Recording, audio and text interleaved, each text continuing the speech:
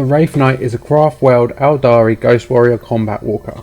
Dominating the battlefield, the Wraithknight looks down upon its foes like a vengeful god of war. Armed with massive directed energy cannons or a colossal powered Ghost Glaive and Scatter Shield for melee combat, this giant Ghost Warrior can unleash blazing destruction or charge in to artfully carve apart its foes.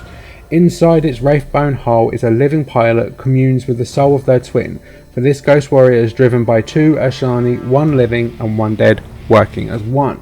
In many years, the Wraithknight embodies the symbol of the cynical nature of reality for the Ashani, the carving discs that embody a portion of death within life and a fragment of life within death. The contorted shells house the spirits of the wakeful dead in much the same way as lesser Ghost Warriors, though their armoured chests each hold a living Ashani pilot within.